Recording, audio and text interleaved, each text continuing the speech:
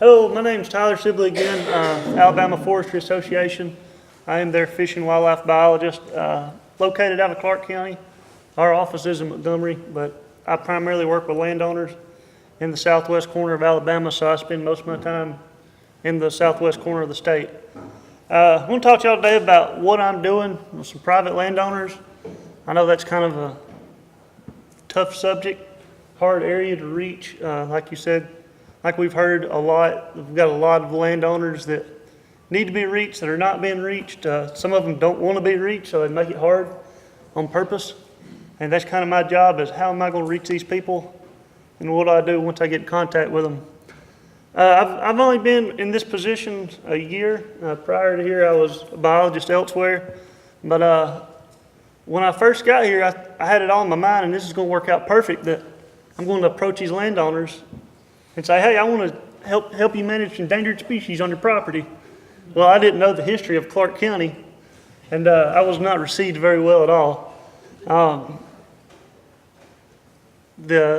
So I talked to landowners, kept on it, and I come up with a new marketing scheme of, you want to grow bigger deer and more turkeys on your property?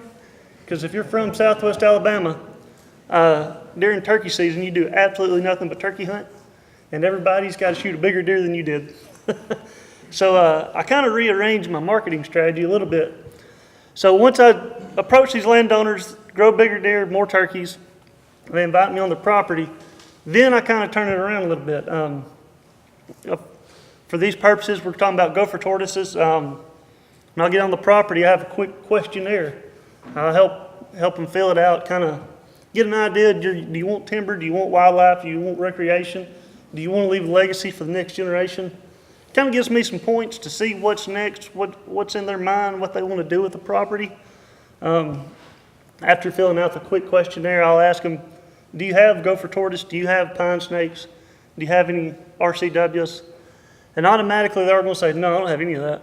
I say, okay, that's fine. So we'll ride around the property. I'll make notes, make recommendations. After that, I'll offer them, do you want me to write a management plan? Me being a wildlife biologist, I usually consult with the Forestry Commission, get one of their registered foresters to go with me, and we'll write them a management plan for their property. And we'll talk to them, and throughout the course of the day, we get comfortable with each other, myself and the landowner. And by the end of the day, I always ask them again the same questions I started the day with. So, well, do you have any gopher tortoise? And I'm like, well, there is this hole on the back side of my property, and I think there is a tortoise in it. So let's go look at it. So I'm gaining trust with them that way. And also while I'm with them, I'll tell them about the various cost share opportunities. You got many with NRCS, Fish and Wildlife, Longleaf Alliance, TNC.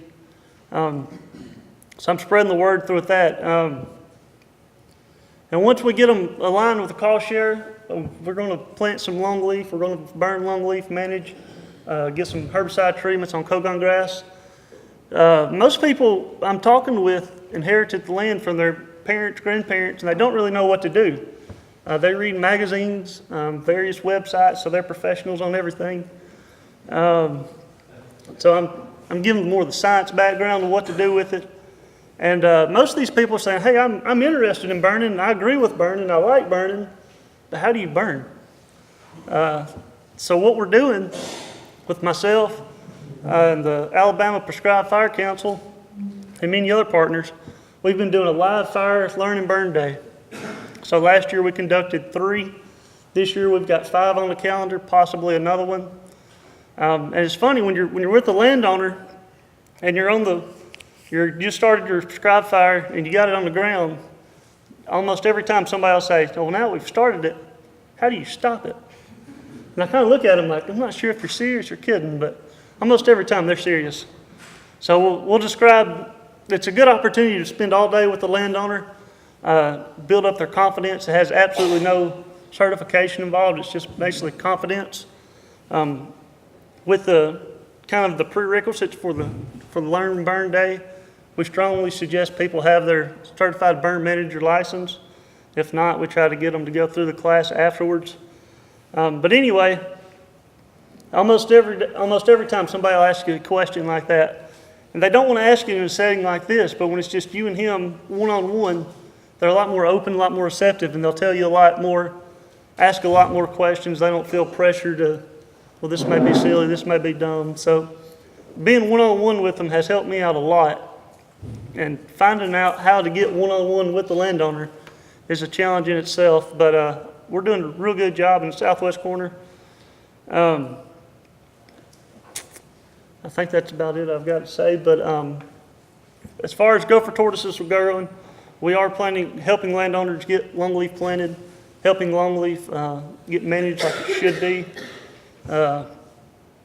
Basically just trying to get landowners managing like they should, and that helps all these species, not just the gopher tortoises, but all these species collectively.